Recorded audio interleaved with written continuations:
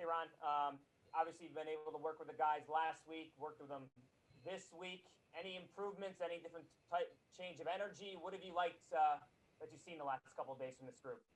I've been very pleased. I really have. We when we got into week 5 of the OTAs was first opportunity for us to get on the field with them, and then week 6 was the first time was an opportunity for us to do be a little competitive.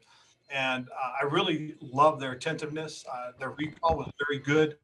And then coming into this week, Tuesday was a little sluggish coming off the 4-day break. But they finished strong yesterday, and then today they started fast and finished fast. I was very pleased with it. They really are. Had to try and tone them down a little bit. They're getting a little excited, but it's good to see them be competitive. But we just got to be smart because we really don't want to get anybody hurt out here.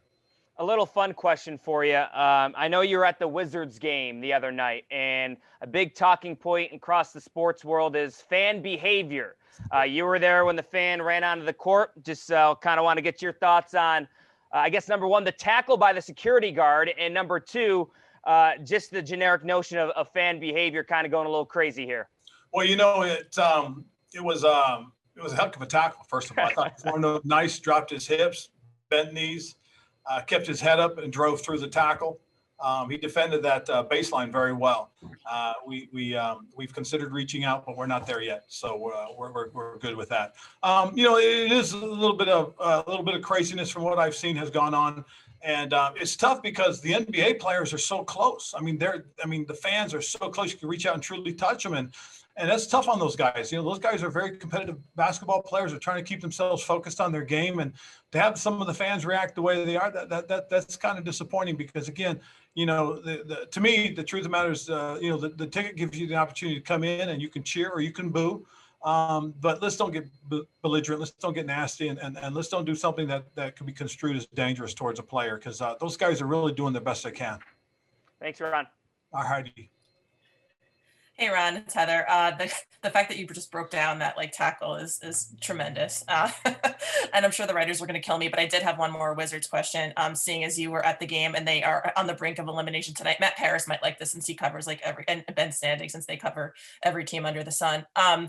What advice do you, in those moments, what advice do you give to those players in those, if you were a Scott Brooks in that do or die situation? And what did you see from the team on the brink of elimination the other night? Well, I love their competitive spirit, the way they came out and fought. They played very physical. The referees let them play physical, and that would be my approach as a team. I'd go out there and continue to play physical and see what happens. That was cool. I really loved their energy. I thought Coach really got them going. I thought he had them in the right direction. The thing that I love about their situation is they don't have to. This is all about what they want to do. If they want to win, they can go out there and give it their best and see what happens. But Philly's kind of in that position where they have to, they must, they got it. There's a lot more pressure on Philly than there is on Washington, as far as I'm concerned, because nobody expected Washington to be where they are. I believe Westbrook willed them into the playoffs, and he's played hard. Beal's played hard.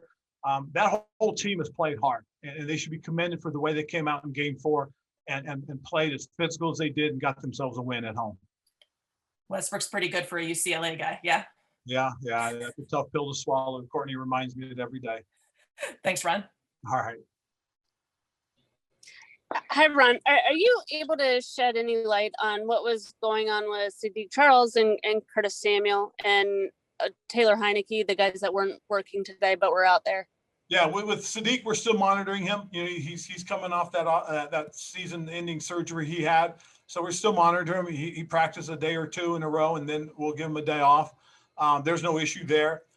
Curtis is dealing with a little twinge he has on his groin, so we're just trying to be smart with him and keep an eye on him as well. That shouldn't be an issue. Who was the other one? I'm sorry, I'm losing my mind. Taylor. Taylor caught an elbow on just above the eye during an installation period. When we were walking through and the back overemphasized the pocket in which to put it in, he put the elbow up a little bit high, and Taylor leaned in with his head and he nicked him just above it. And unfortunately, he got a little gash and had to get stitches. So he looks like a boxer right now. So until we can put a helmet on him safely, we won't have him out there. He's out there wearing a ball cap. He's involved in everything. It's just unfortunate. It was just one of those accident things. And it was one of those toned down walkthrough periods. And the back, like I said, was just overemphasizing the pocket in which for the quarterback to stick the ball in. And like I said, Taylor leaned in and he caught the elbow. So yeah, that was a little unfortunate. Thanks, Ron. Hey there, Ron. Real quick, Jack just mentioned that he just wants to see these guys come out and work hard. And he mentioned that when he was with Denver, he saw Peyton Manning 20 years in taking notes still. Is there any guys that have just come out and you see the notepads already, or guys that you just see are already putting that effort in and, maybe they're 10 years in? Yeah, we're seeing that, which is really, like I said, I've been really pleased with what we've got the last 2.5 weeks. And I think the thing that is happening is we're getting the things done that we need to have done. Looking at all of our installation plans that we have, we've gone through those, watching the guys, and the nice thing is because some of the protocols have been relaxed, we've had a little bit more interaction with the players and you really see their attentiveness. And that's been a huge plus and it's been very positive as far as I'm concerned and very happy with it. I mean, you watch guys like Brandon Scherf who's out there and when he's getting his reps, he's giving his all. I mean, that's just him. And he's one of the guys that we're trying to tempo down a little bit because he's working so hard. Watching Ryan Fitzpatrick, here's a guy that comes in and he's learning another new offense. He's already got it. He's a veteran guy, very bright, very smart football player. And you see him helping the young wide receivers. Like today, Diami was running a route and he had gone up to Diami and explained to him, hey, look, think about this. You see this, tempo it down over here and I'll throw you open. So that's great. I mean, that really is. And it's exciting when you see that happening with the veteran players and the young players. Hey, Ron, you guys hired Dr. Roberts to be the mental health point person in the building. How does that fit in with your overall approach and strategy here that you're trying to bring into the building? Well, I think it's important, especially in light of mental health. Naomi Osaka has made a stand, and I got a tremendous amount of respect for that. But I really do appreciate the Snyders seeing the importance of making sure that we are proactive with our players' mental health. Hiring Dr. Roberts is a boon as far as I'm concerned, because that's a big part of it. There's a lot of things that these young athletes are dealing with, both on and off the field, and we want to make sure that we want to shine as much positivity on them going forward. There's a lot of people that are demanding of these young people. They have a lot of responsibilities and they need to have somebody to help them cope with it, then so be it. But like I said, I really do appreciate, the Snyders for helping us to be proactive on this and allowing us to do this, wanting us to do this. This to me is very important, very vital to our organization as we go forward. I think this is another thing that's going to help us take another step in the right direction as the football team is concerned. I appreciate that. And then in the roundup, you mentioned Jonathan Allen. Is that injury or just voluntary? It's a voluntary situation, and again, these are all voluntary. We appreciate the guys coming. He's been in contact with his position coach. So, at least we know, and that's important. And I really do appreciate the guys being here. Thank you. Hey, Ron, just wanted to talk about Antonio Gibson and Logan Thomas. It's obvious that they're kind of the top dogs going through reps and being out there with the starters.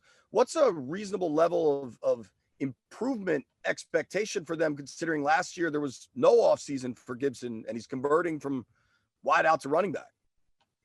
Well, first of all, he's a football player, and I think the adjustment for him is really just learning the basic dynamics of his position, understanding what his aiming points are once he gets the ball in his hand for certain runs, what he's looking for certain runs, when to make that cut or when to press the hole, when to anticipate the hole opening up. Those are all little things that he'll learn with the more reps he gets, and that's probably the biggest thing, JP.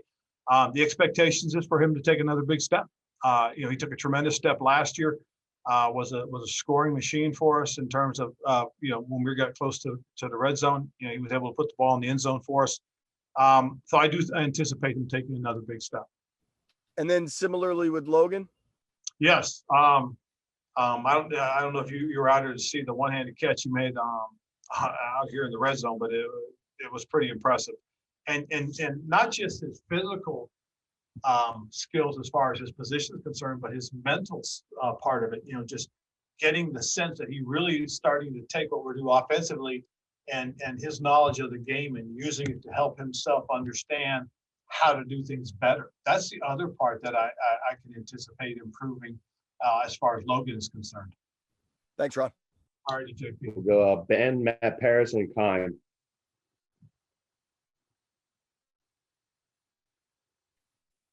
I can go if Ben's not on. Hey Ron, you gave up the second most sacks in the league last year. How much of that contributed to your decision to kind of remake the offensive line this year? Well, I think one of the things that we looked at as far as the offensive line was concerned was how can we get better? How can we get better going forward as far as the future is concerned for a period of time?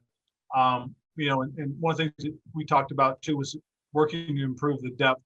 That is another thing that we really looked at. We feel that we've done that. We've got some good young players that are going to be guys that eventually will transition to bigger roles for us. But right now, we're really pleased with the position flex that we have from a lot of our young players.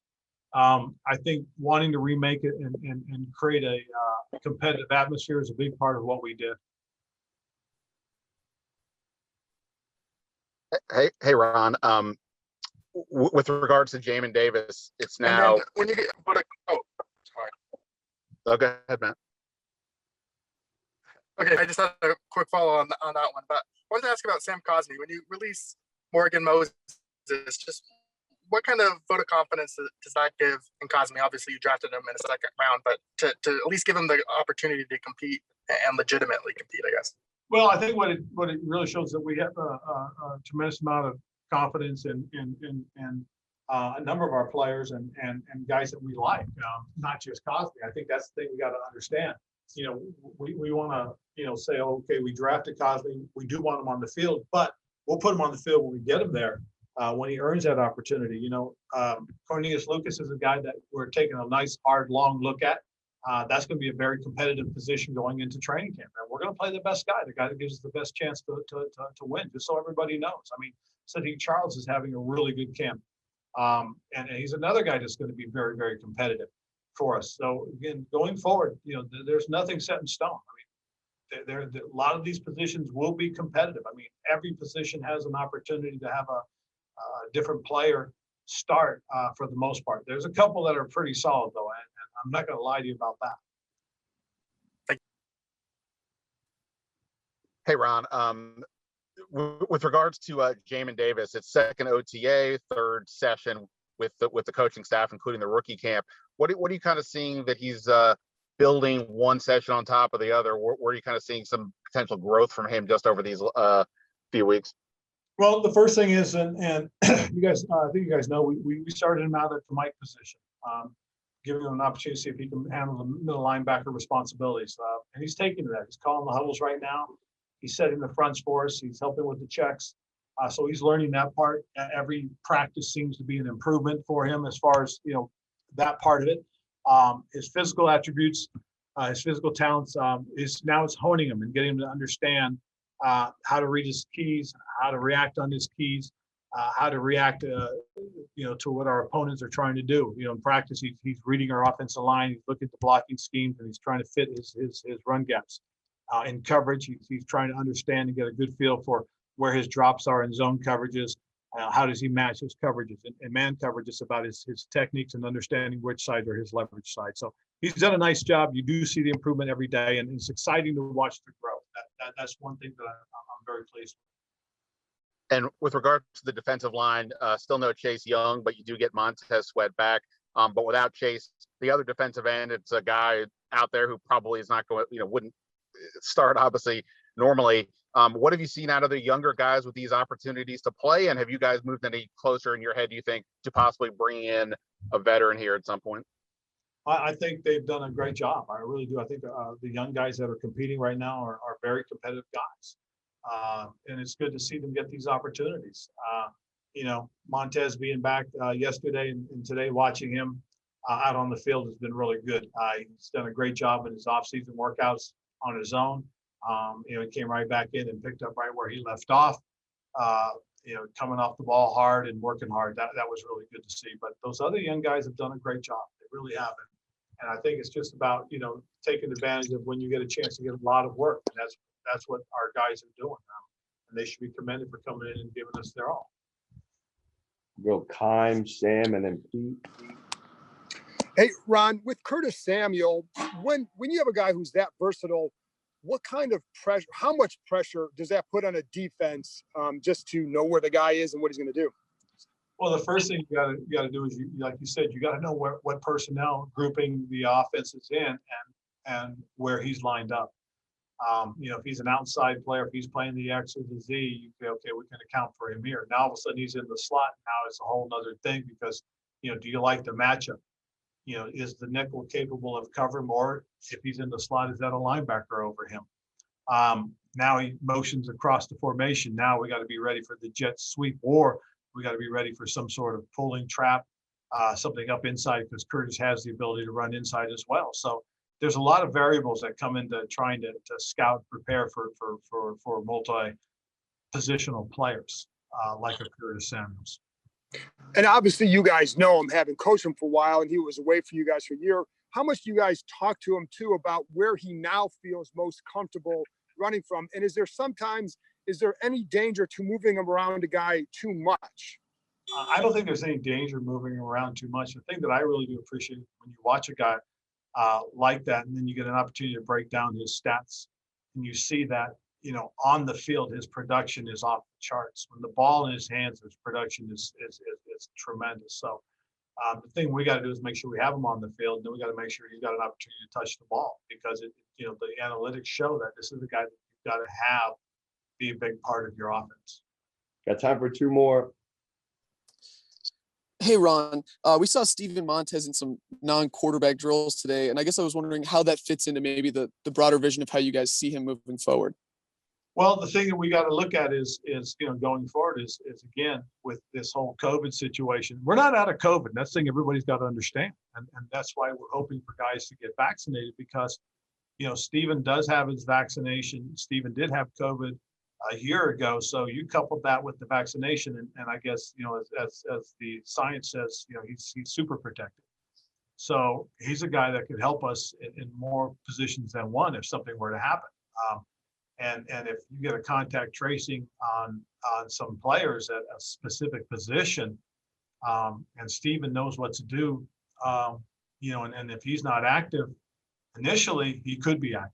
So that's kind of the thought process behind Steven. And he's not the only guy that we're looking at as far as the position flex is concerned. We've got a few other guys that we've said, hey, this guy makes the 53. He may not be active this week, but he may have a chance of something crazy were to. I mean, you've got to prepare for those circumstances, because again, we are not out of COVID, and that's why I believe we're stressing that if we can get to 85%, we can get that herd immunity. We can let our guards down a little bit, but we're not letting them down right now. So we're preparing for situations where we go into the season and we may have to, and so we're looking at a lot of these things, a lot of these possibilities.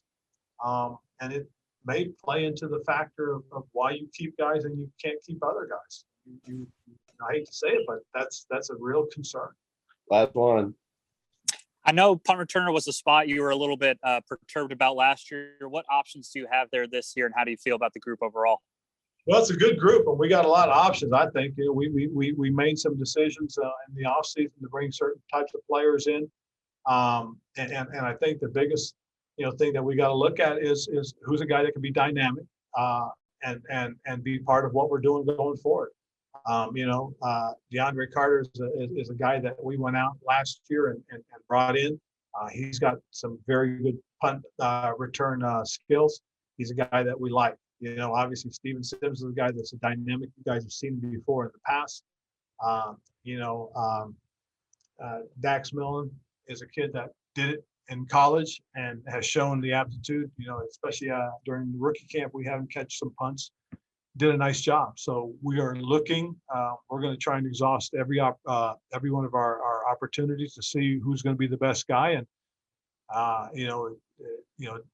Danny Johnson did it for us last year and was a very safe option at times. And he still was dynamic as a kick returner as well. So we've got good options that at least we feel we do, and I think we can be good at it going forward. All right. Thanks, Coach. We got Taylor Heineke waiting. Now, be nice to Clubber Lane. All right, guys. Hey, yo, Rocky, your turn.